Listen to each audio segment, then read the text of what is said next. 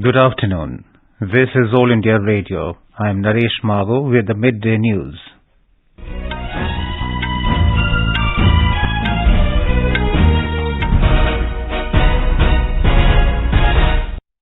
The headlines. Prime Minister Narendra Modi says preserving nature is part of our culture. Addresses Golden Jubilee celebration of Project Tiger in Mysuru. Releases All India Tiger Census report. Union Home Minister Amit Shah to visit Arunachal Pradesh to launch the Vibrant Villages program in Kibithoo of Anjaw district. External Affairs Minister S. Jaishankar to embark on visit to Uganda and Mozambique from tomorrow.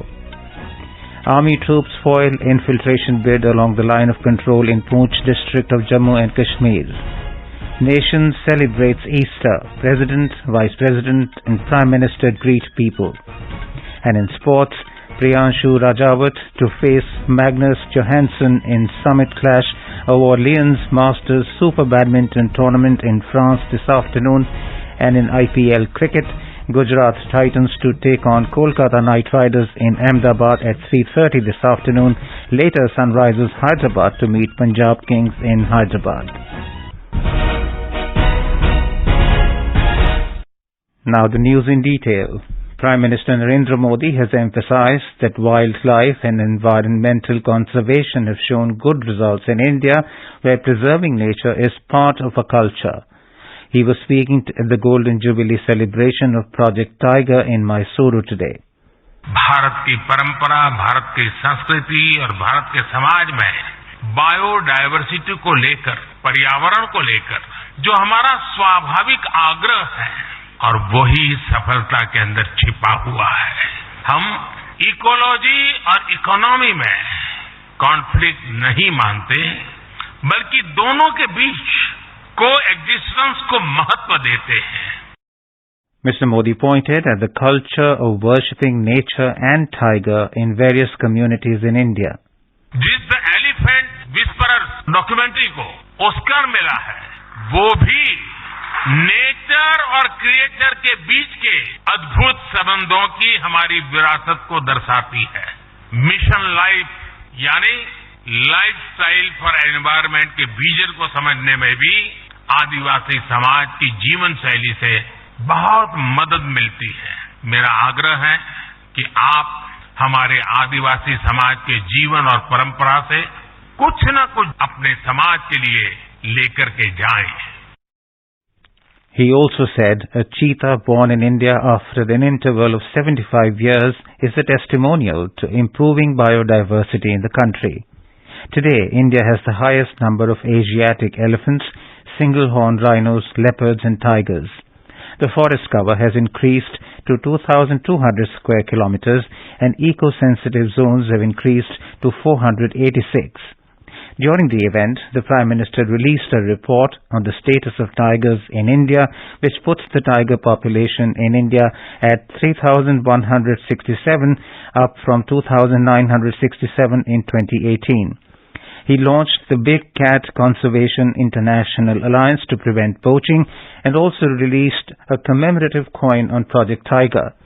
The Big Cat Alliance will help the growth in population of tigers, lions, leopards, snow leopards, pumas, jaguars and cheetahs in several countries, encourage training, research and exchange best practices. Earlier, the Prime Minister visited the tiger reserves in Bandipur, Teppakadu and Madumalai in Karnataka and Tamil Nadu today. He interacted with the Elephant Camp Task Force members and also the forest staff Bomma and Belli, the husband and wife duo who were pictured in the Oscar-winning documentary The Elephant Whisperers. Union Home Minister and Minister of Cooperation Amit Shah will be on a 2-day visit to Arunachal Pradesh beginning tomorrow. On the first day of his visit, he will launch the Vibrant Villages program in Kibithoo, a border village in the Anjaw district of Arunachal Pradesh. Mr. Shah will also inaugurate 9 micro-hydel projects of the Arunachal Pradesh government constructed under the Golden Jubilee Border Illumination program in Kibithoo. These electricity projects will empower people living in border villages. Under the leadership of Prime Minister Narendra Modi, the government has approved the Vibrant Villages program with central components of 4,800 crore rupees, including 2,500 crore rupees exclusively for road connectivity for the financial years 2022-23 to 2025-26. External Affairs Minister Dr. S. Jaishankar will be on official visits to Uganda and Mozambique from tomorrow to the 15th of this month. He will reach Uganda tomorrow. During the visit, Dr. Jaishankar is expected to hold delegation-level talks with his counterpart, Foreign Minister General J.J. Odongo, call on the leadership of the country and meet other ministers. Dr. Jaishankar will also inaugurate the transit campus of the National Forensic Science University, NFSU, in Jinja. A bilateral MOU between India and Uganda on setting up the first ever campus of NFSU outside India is likely to be signed during the visit. Dr. S. Jaishankar will visit Mozambique from 13th to 15th April. This will be the first ever visit by an External Affairs Minister of India to Mozambique. During the visit, he will call on the top leadership and also co-chair the 5th session of the Joint Commission meeting with Mozambican Foreign Minister Ms. Veronica Macamo. In Jammu and Kashmir, alert army troops foiled a major infiltration bid along the line of control LOC in the frontier district of Poonch. On the intervening night of Saturday-Sunday, the alert troops of the army on the LOC in the Poonch sector detected some suspicious movement of a group of individuals. They were challenged by the troops on their own side of the LOC close to the fence. On being intercepted in the ensuing operation, one dead body was seen and the other intruders ran into the forest area. The area has been cordoned off by the army troops and a search operation is in progress. This is All India Radio giving you the news. For quick news updates round the clock, follow us on our Twitter handle at AIR News Alerts. The nation is observing the auspicious festival of Easter today.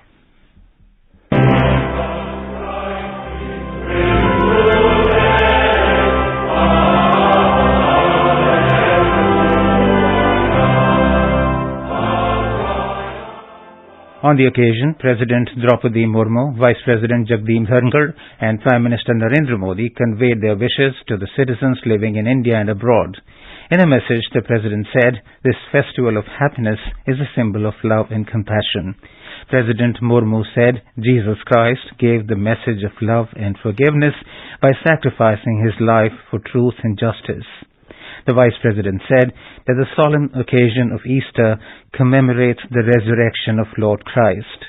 In a message, the Prime Minister said, "This special occasion deepens the spirit of harmony in our society."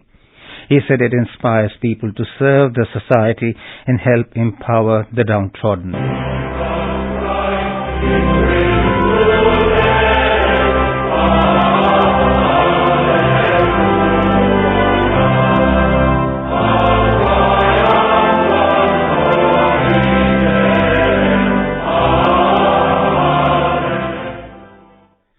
The country registered over 5,300 new cases of COVID-19 in the last 24 hours.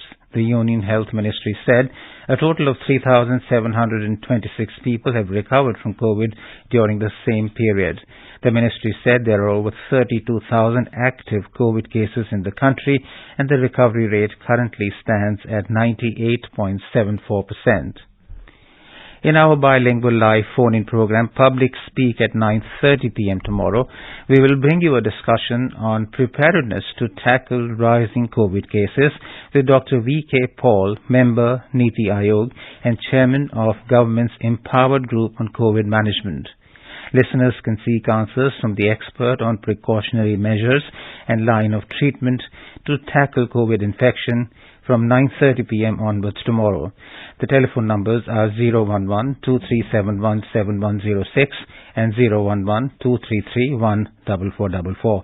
I repeat the numbers for you, 011-2371-7106 and 011-2331-4444.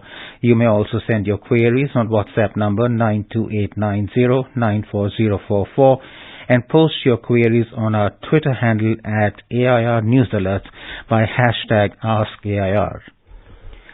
Vice President Jagdeep Dhankar will inaugurate the scientific convention on the occasion of the World Homeopathy Day in New Delhi tomorrow.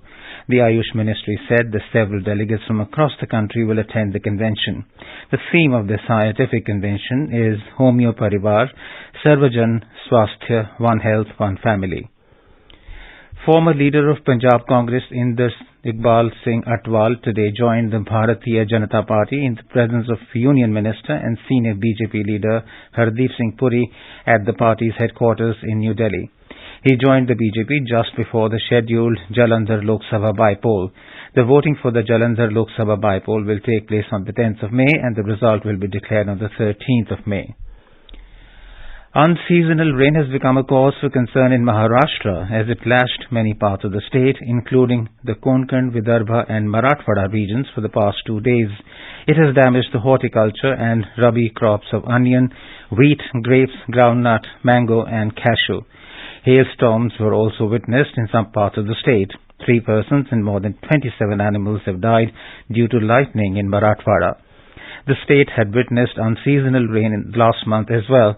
Meanwhile, State Agriculture Minister Abdul Sattar has said that the final decision about the aid to the farmers in the state will be taken by Chief Minister Eknath Shinde. The deliberations of the second Development Working Group meeting at Kumarakom in Kerala under India's G20 presidency draws to a close this afternoon. The meet has witnessed detailed discussions on various development priorities proposed by India, including data for development, just green transitions, women-led development, and accelerating progress on sustainable development goals. These discussions are of great importance in materializing a green development vision for the world and may result in a green development pact.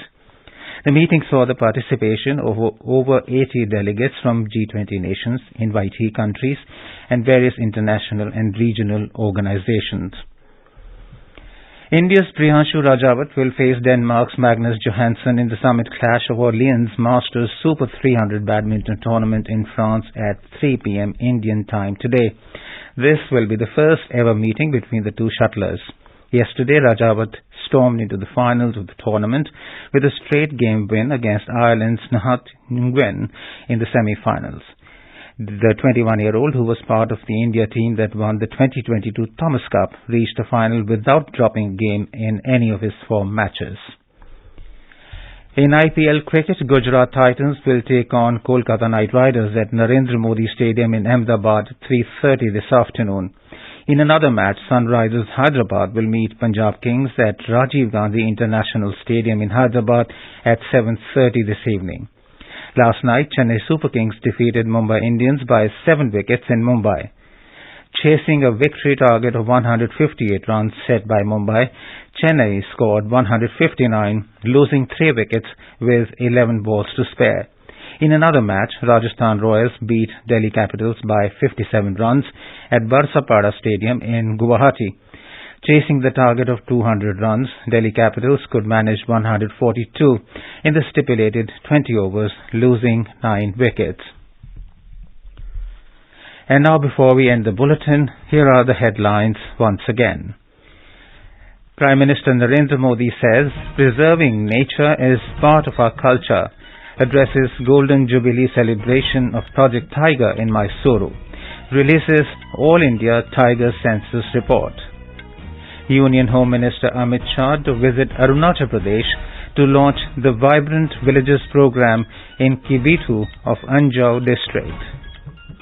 External Affairs Minister S. Jaishankar to embark on visits to Uganda and Mozambique from tomorrow. Army troops foil infiltration bid along the line of control in Poonch district of Jammu and Kashmir. Nation celebrates Easter. President, Vice President and Prime Minister greet people. In sports, Priyanshu Rajawat to face Magnus Johannesen in summit clash of Orleans Masters Super Badminton tournament in France this afternoon. And in IPL Cricket, Gujarat Titans to take on Kolkata Knight Riders in Ahmedabad at 3:30 this afternoon. Later, Sunrisers Hyderabad to meet Punjab Kings in Hyderabad. For details of these stories and more, log on to our website www.newsonair.gov.in and on News on AIR app. And with that, we end the midday news.